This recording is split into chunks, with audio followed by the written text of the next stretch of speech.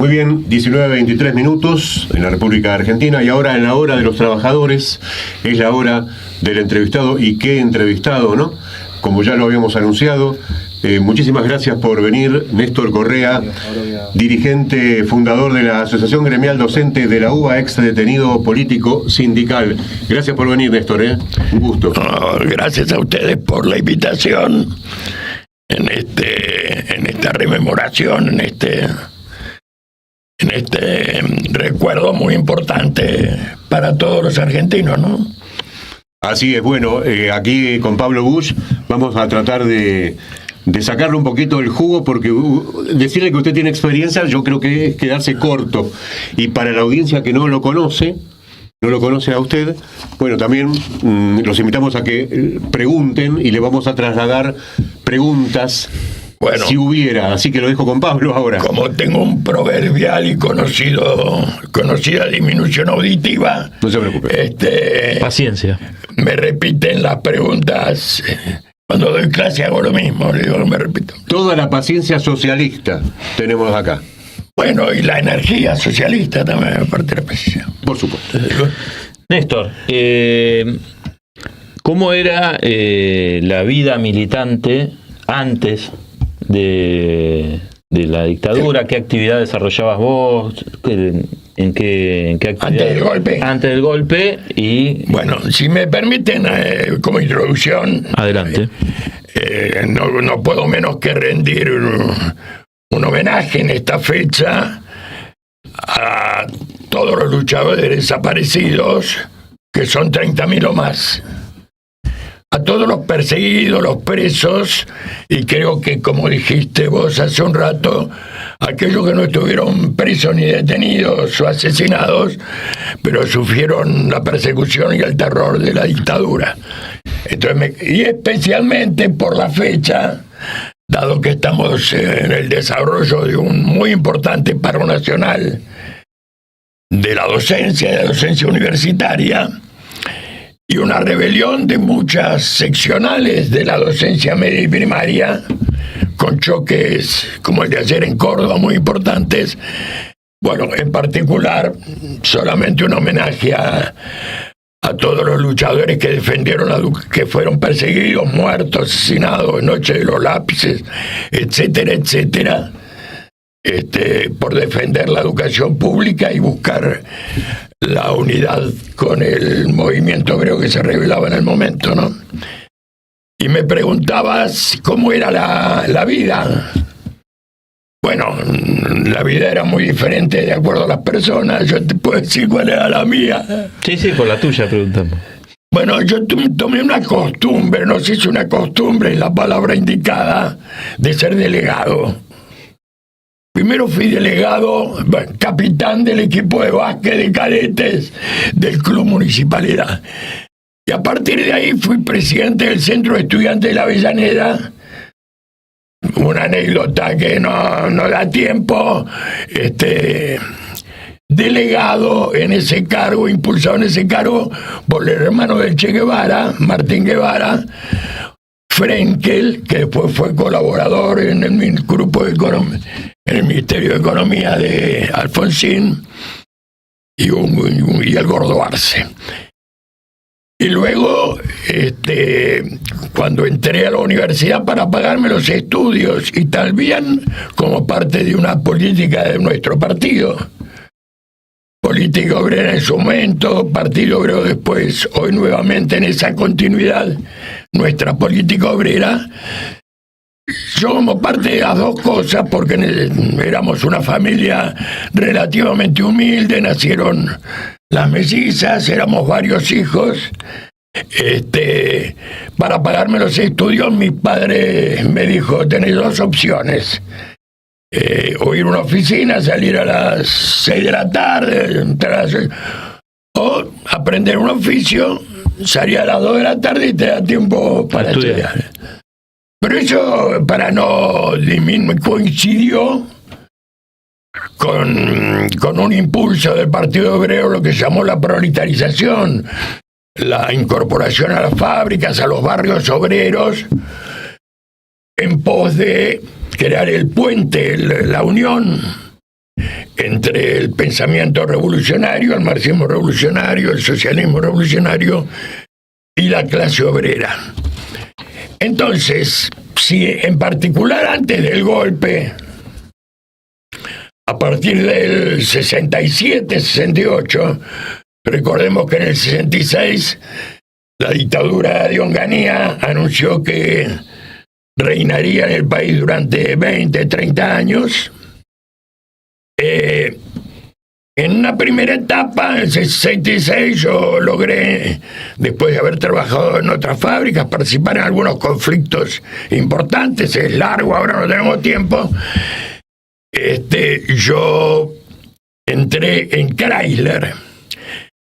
Venía de haber trabajado y ser miembro muy joven y muy parcialmente miembro del comité de huelga de la ocupación de General Motors Barracas.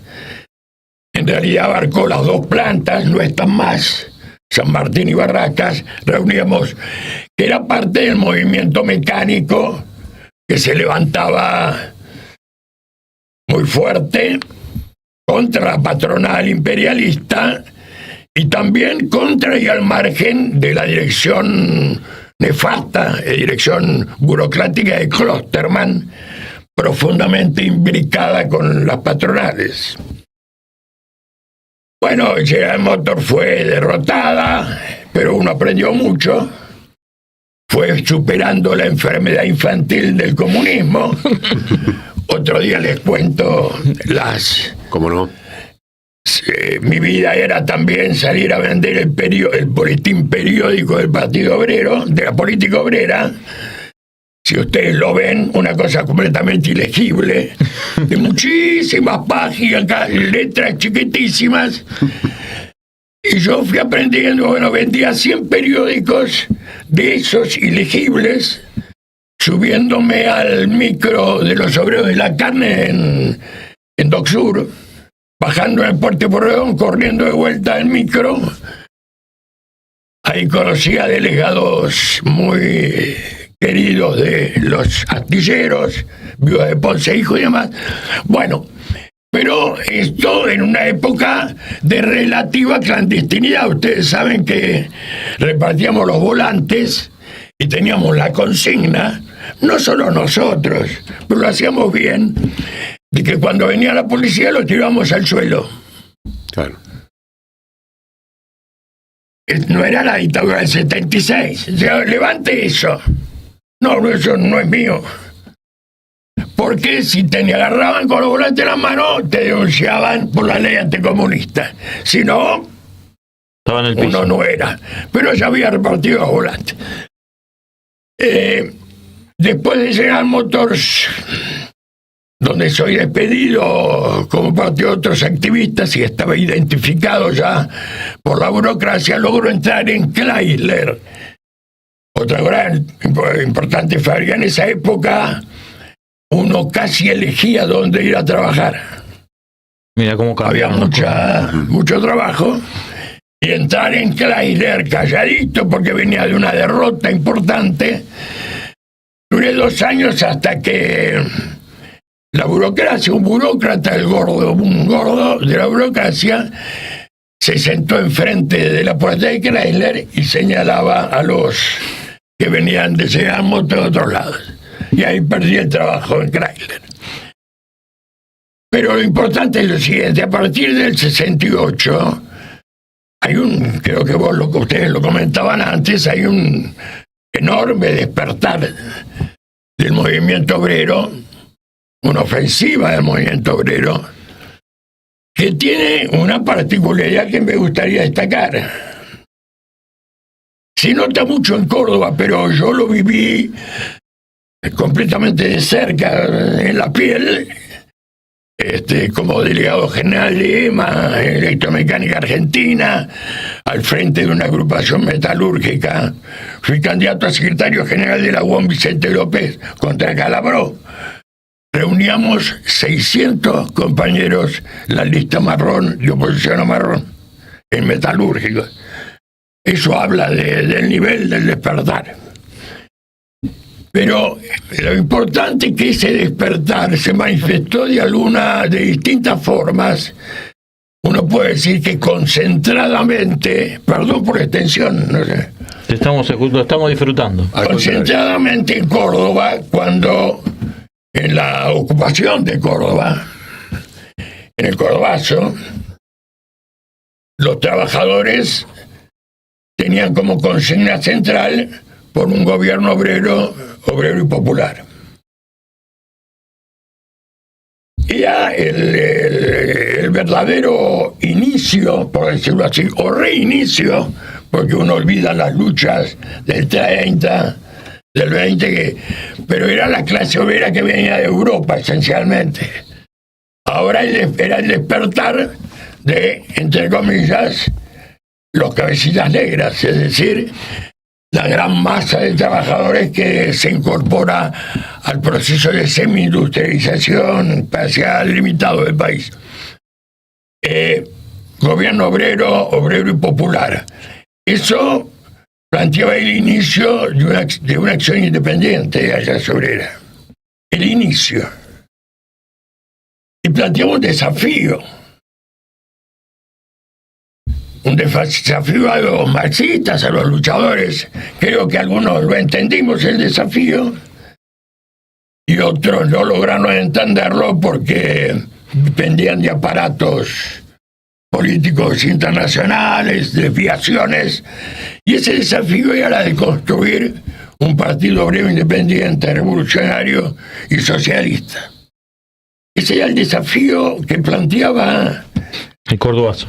No ya teóricamente, sino prácticamente, esa ofensiva y ese reflexionar. Obviamente que ese nacer, ese despertar político tenía una historia atrás. Y me permito, ya después dejo las preguntas, pues un despertar que a mí me tocó muy en chiquito, vivir en particular con mi familia, porque yo soy hijo de un suboficial mayor del ejército, miembro del Estado Mayor del ejército, muy peronista, al punto que de mi casa, Ciudad de Paz 488, departamento 3, un departamento chiquito, vivíamos muchos. Salió la toma de Palermo con el coronel Tanco a la cabeza y mi padre como ayudante de campo. ¿Y cuál era la experiencia? Es casi un exceso, era un sentir, era un permear de una experiencia, no todavía un proceso racional y desarrollado. Pero en el 55... mi papá está en el Estado Mayor, bombardean la Plaza de Mayo en junio. Mi madre y yo me subíamos, mirábamos por una escalerita, como los aviones, temblábamos. Yo escuchaba de que no le pasara nada a mi padre. Y 4 meses después el señor se fue en una cañonera, abandonando a todos. Y mi padre, yo escuchaba, esto después uno lo procesa, si se hubiera quedado, reventábamos al golpe. Desilusión, para mi padre, eran los que estaban alrededor de Perón, no era Perón, nunca lo era. Luego, lo de Valle, en el 56. Y Perón desprecia lo de Valle, ahí están las declaraciones. Eso va quedando, es decir, que cuando yo llego a los 18, 19 años, empiezo a, primero ingreso en la izquierda socialista, en la izquierda nacional, de Ramos, porque ya había empezado una lectura de Trotsky, y Ramos me permitía unificar el peronismo de la origen de mi familia y el trotskismo. Perdón por la forma de decirlo, es una forma de manifestarlo. 1 año y medio después rompí con Ramos, con otros compañeros, otra historia para contar, y tomé contacto con los cursos que los primeros 7 fundadores de Política Obrera daban sobre el capital en la facultad. Y ahí empecé mi experiencia así. Néstor, Mi vida... no, le paso una pregunta. Mejor. Porque yo lo estoy conociendo a usted ahora, como muchos televidentes, mucha gente, mucha audiencia en este momento. Disculpe que voy a hacer un salto rápido. Lógico. Pero usted fue dirigente. Se nota que la experiencia que tiene, que fue delegado, ¿no? Se nota su rol de dirección. Usted fue dirigente universitario, pero usted fue docente universitario. Usted estudió, daba cátedra yo en la universidad. Una duda que me quedó cuando leí su currículum. Claro. Yo fui dirigente obrero hasta que me meten preso. Claro. En el 75, junio del 75, en Villa Constitución. Porque yo era delegado general en EMA, en Electromecánica Argentina, una fábrica muy grande, metalurgia en la zona norte. Sí, sí. Y dirigente de agrupación marrón, como dije antes, perdón. Pero la tesa no lo traje, lo puedo mandar. Y de paso digo, la persecución, la matanza, el terror sobre el movimiento obrero arranca antes del golpe. Arranca con la 3A, que promovió Perón y López Rega. Claro. Digo, pues si no... Claro, es lo que hablábamos hace un ratito. Entre ellos Fischer y Bufano, grandes compañeros nuestros de la zona norte, hacíamos grandes fiestas juntos. Y en esa ofensiva de los parapoliciales del Estado, a mí me amenazan particularmente. La revista El Caudillo de Navarro, de Córdoba, del que hizo el golpe contra Broncano, me sacan una foto en la página central del Caudillo diciendo liquidado él, todo lo que están, bla, bla, bla, bla. Bah. Es muy difícil abandonar un lugar que uno construido, tiene los compañeros, los amigos, a uno lo quieren, también está eso. Claro. Y en el partido me decían que tenía que dar un paso al costado, hablar con los activistas, muy difícil. Cuando matan a Fischer y Bufano, la imposición de que irse es irreversible porque está a 2 cuadras de donde estábamos.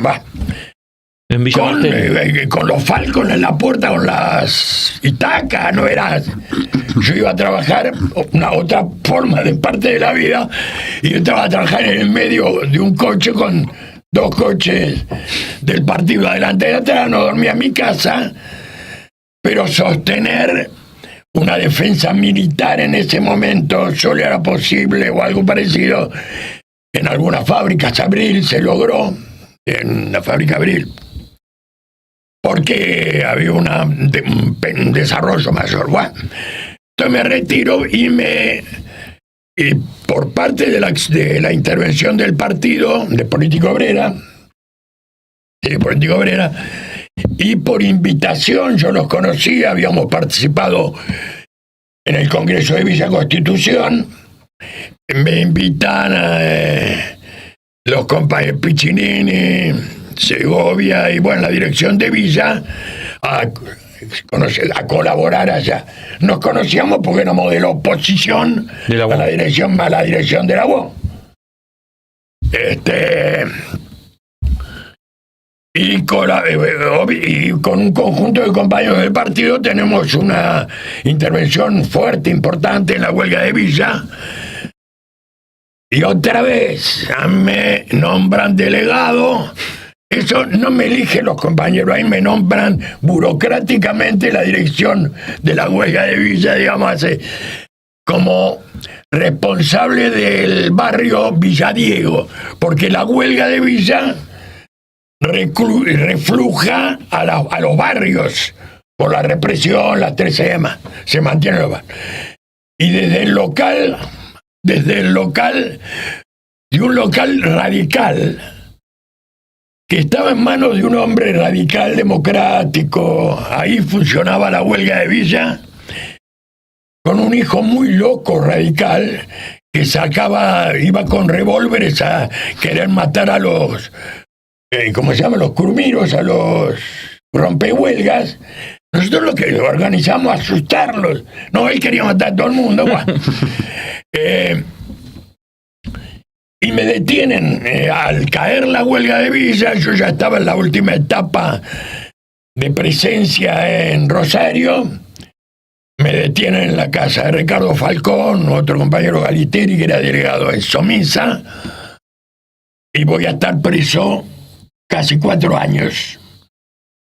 En Coronda primero, casi un colegio internado, todavía no era el golpe.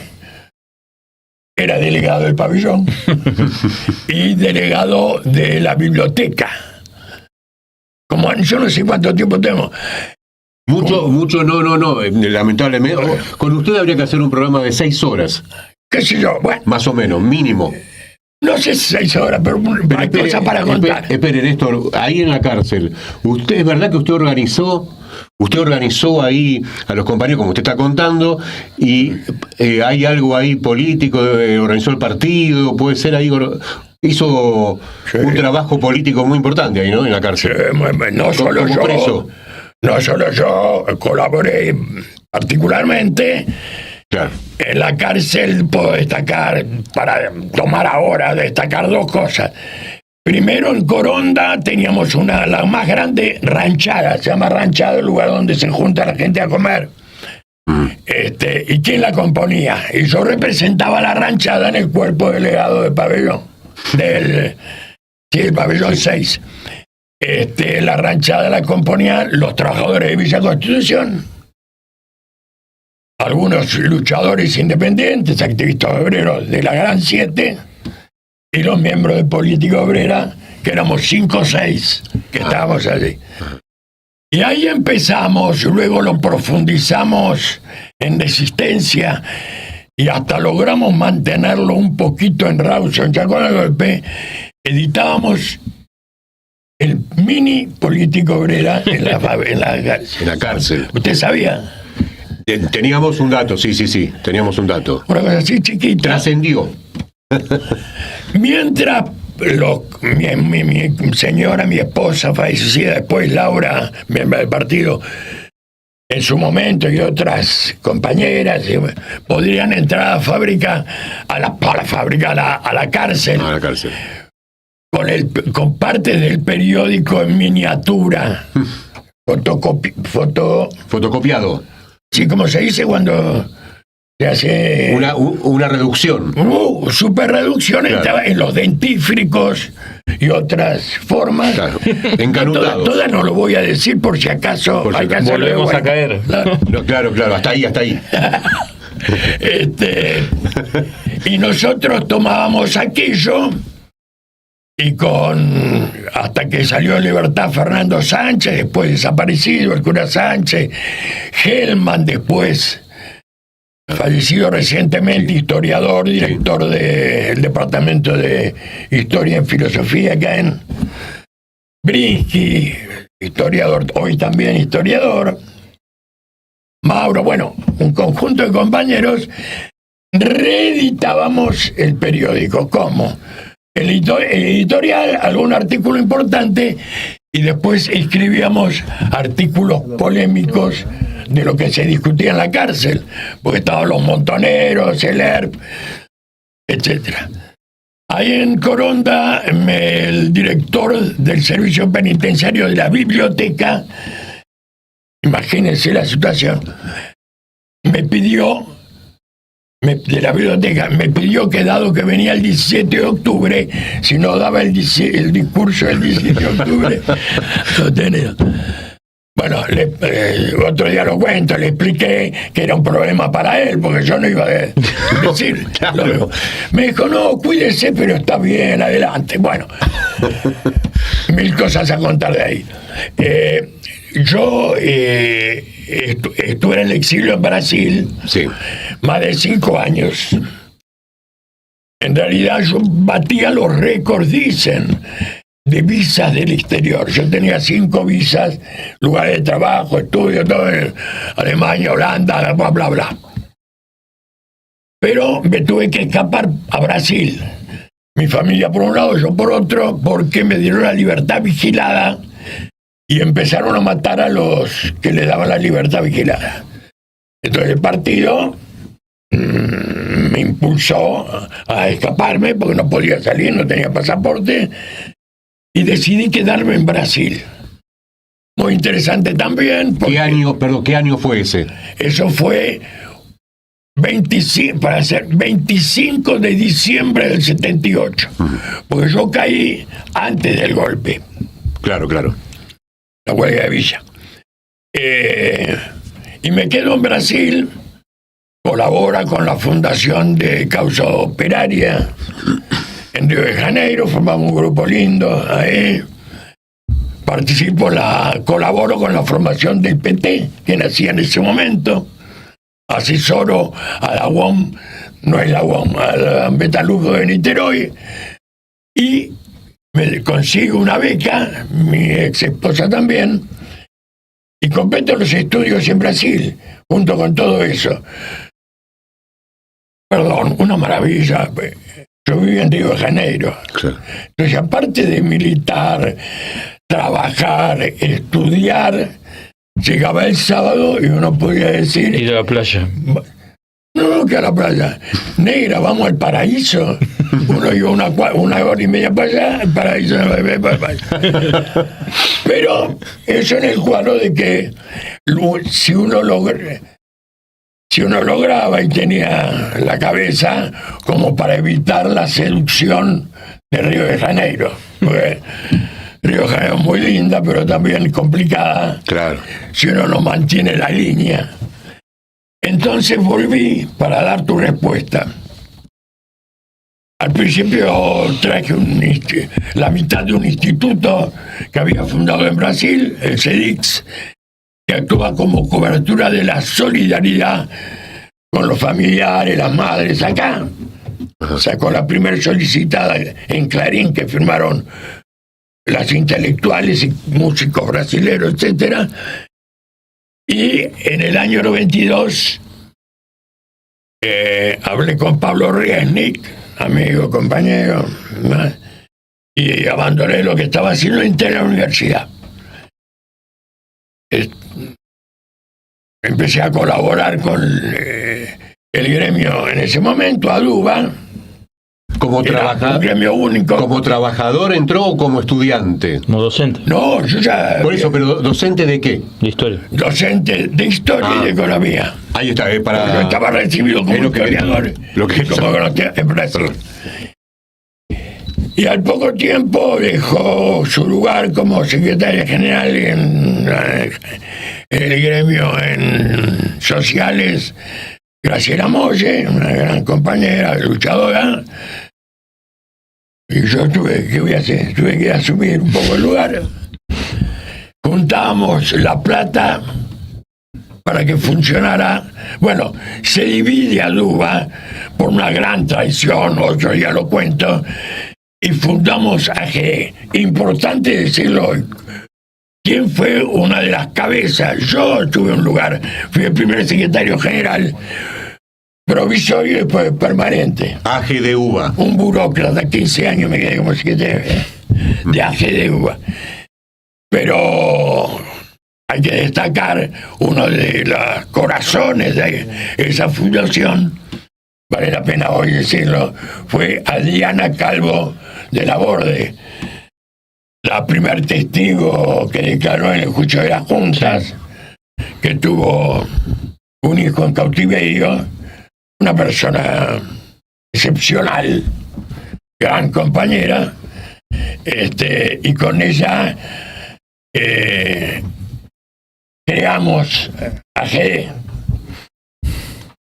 Y bueno, fue ella la que en una asamblea de fundación le correspondía a ella ser secretaria general. Pero ella misma en la asamblea dijo, no, yo estoy muy metida en Correa. Y ahí fui otra vez delegado ya, ahora secretario general de un gremio. Ni más ni menos. Y luego secretario adjunto, secretario de Relaciones Internacionales de la CONADU histórica en distintos mandatos. Néstor, No hay más tiempo. No, porque además de invitarte por tu historia, está en huelga la universidad. La huelga ahora. Sí, hoy. Entonces te aprovechamos Lógico. para que nos cuentes un poco el carácter de la huelga, la posición que tienen ustedes como agrupación y que desarrolles. Primera declaración. Sí. Yo ya no estoy en la conducción de gremio. Soy jubilado docente hace ya 6 años. Tengo 79. Y mantengo un seminario.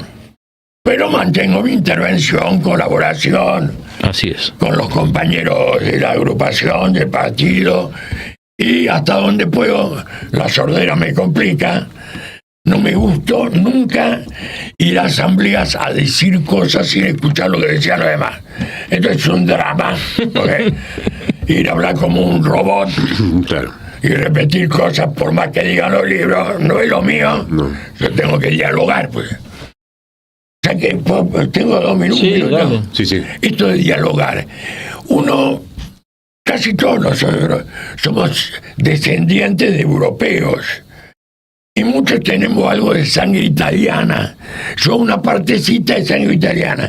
Es decir, llegamos al delegado con chamullo, hablando, moviendo las manos como ahora, ¿no es cierto? Somos tan... Sí.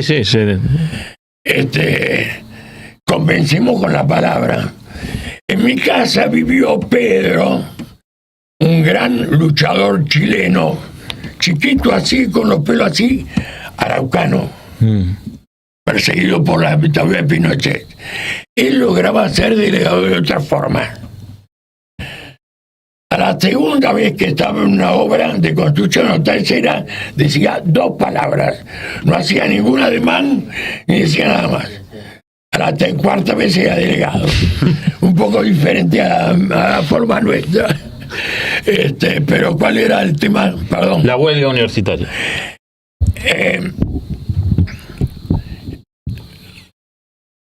Hay una lucha planteada, sin duda, contra el criminal gobierno de Milei, también cívico-militar. Sí. Es para desarrollar, pero con la pretensión, ni la dictadura del 76 sí nos provocó una derrota, pero no logró aplastar a la clase obrera. Otra vez una dictadura para 30 años, a los 2 o 3 años tenía una huelga general, para abajo. Y hay esto que ya me lo dije antes, el hecho de que hubiéramos logrado llegar a construir una dirección potente, independiente, que llevara el triunfo del movimiento del 68, que lo pendiente. Es vigente hoy. Así es. Quiere destruir la educación pública, la universidad, la ciencia. ¿A favor de qué? A favor de la educación privada, de transformar lo que quede de la educación y la investigación pública, que ya está vulnerada por el capital, por la mercantilización, llevarla al extremo de la mercantilización, es decir, transformar los cursos en meras extensiones de las necesidades de la empresa, sin una formación académica, científica, y para eso revienta el salario docente, revienta el financiamiento en todos los planos, becas, investigación, salarios, todo, edificios. Es una lucha contra esa política. Se ha resuelto con votaciones muy masivas, esta vez en las asambleas de todo el país, la huelga por tiempo indeterminado. En realidad, hay algunos sectores que votaron huelga por una semana, evaluar y ver qué se hace. Y en otros se votó.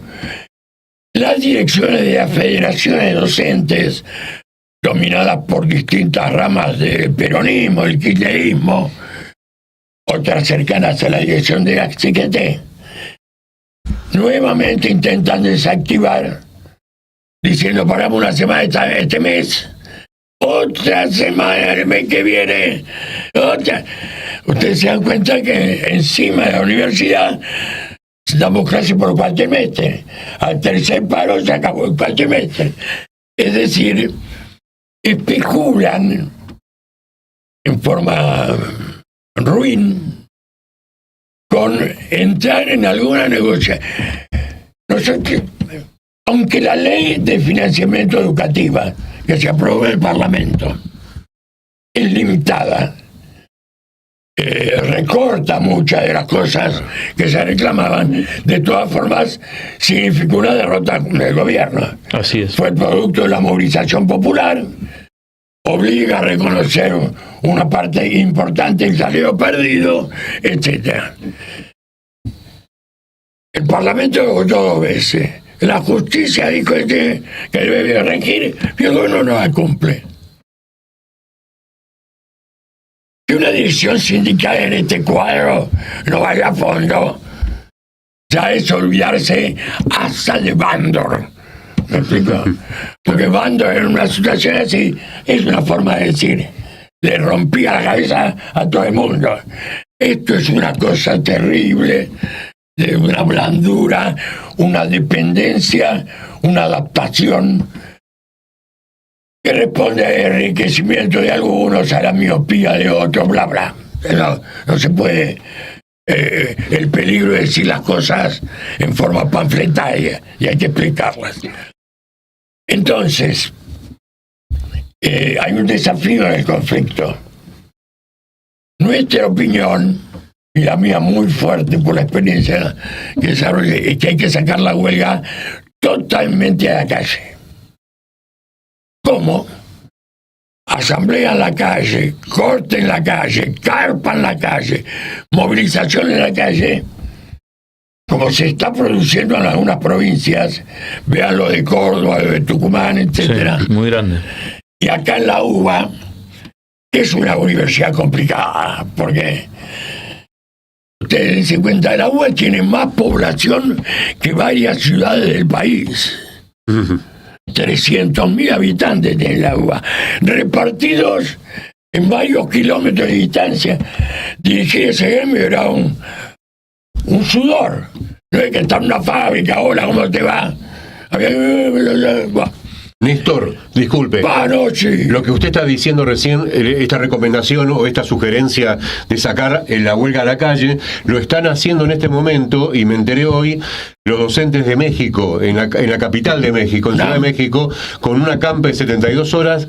¿Por qué? Porque luchan en contra de la privatización de la jubilación. Ellos, claro, el gobierno de Sheinbaum quiere privatizar la jubilación. Acá también. Acá, por eso, en la misma sintonía, y Sheinbaum. Estamos hablando de alguien que se dice nacional y popular, bueno, ¿no? El llamado progresismo. Claro. De medio pelo. Pero está bueno remarcarlo, lo de México. Totalmente. Hay una campa de 72 horas en la plaza en este momento. Bueno. Y amenazan con boicotear el Mundial y interrumpir y molestar en el Mundial de Fútbol. Nosotros estamos muy bien. Nuestra tendencia en nuestro partido está a favor, no es que no esté ocurriendo, de profundizar ese movimiento, volver a la gran marcha nacional en abril del año pasado. Se produjo un despertar, un movimiento muy fuerte, y derrotar al gobierno. Es decir, este es un gobierno que se mantiene en gran medida por la política y la actitud de la oposición. No son nadie. Es decir, sí, son un grupo de lúmpenes, ladrones, como ya no sé qué hay que demostrar. El tipo le vende no sé qué cosa para salir en televisión a Milei y pide un BMW al mismo tiempo, no sé si sí. ¿Vieron? Sí. Una cosa de loco. La justicia se hace la ciega frente a todo esto. Es un gobierno, no me gusta el insulto, no hay que usarlo. Es un gobierno de mierda, perdón. Y ¿Qué le va a decir? Sin eufemismo. No. Una camarilla de mierda. No hay censura. Exacto. No hay censura previa acá en este programa. Pero lo importante de esto es que se está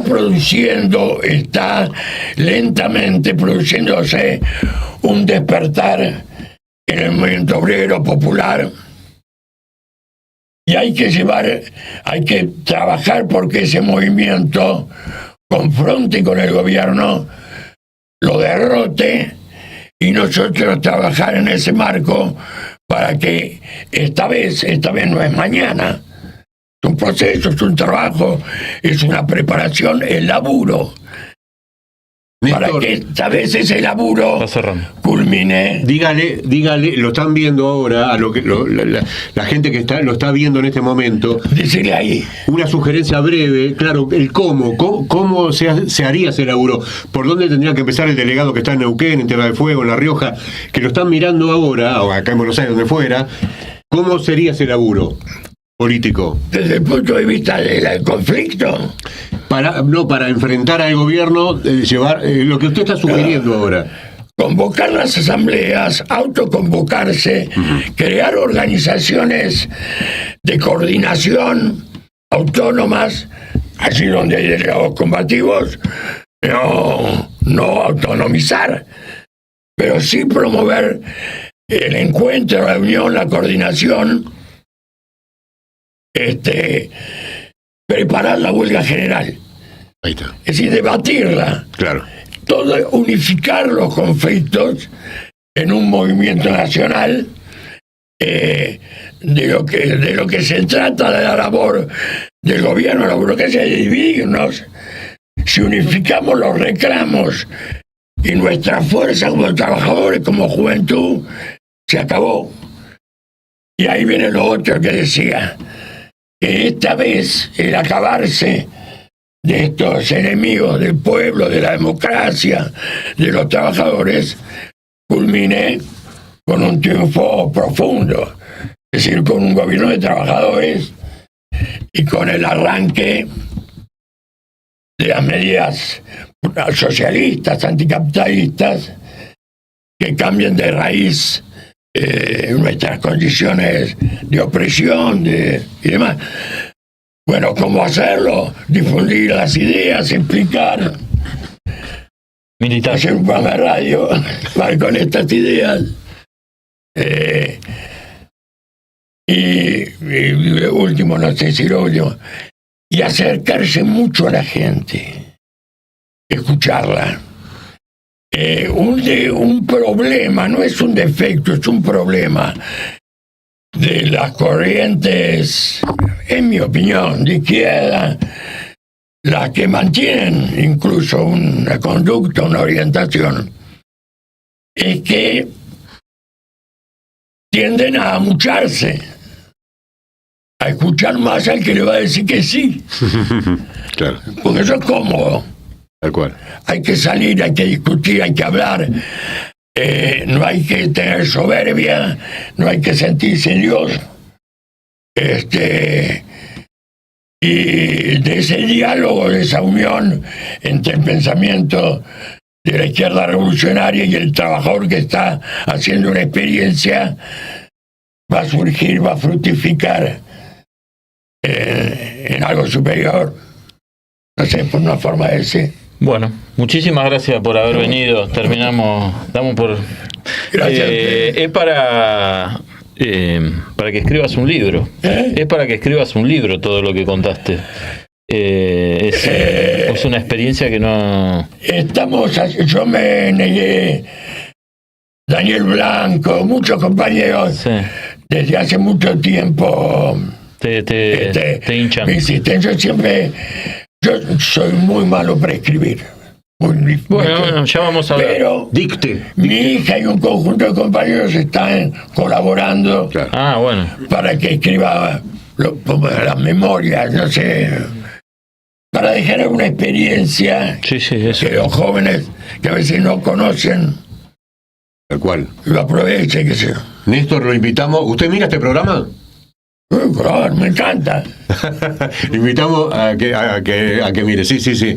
Así que muchísimas gracias por haber. ¿Vos tenés alguna pregunta pendiente? No, cerramos No, acá. nos vemos más ¿cómo es? El 24. El 24. Nos vemos ahí en la marcha. Todos a 24. Sí. Muchísimas gracias, Néstor Correa, aquí dirigente, como está en el sobreimpreso, en el Zócalo, dirigente fundador de AG de UBA. Muchas gracias por haber venido. Espero que se repita esta visita. Un lujo. Sí, es necesario tener dirigentes de esta magnitud, de esta envergadura, con toda su experiencia.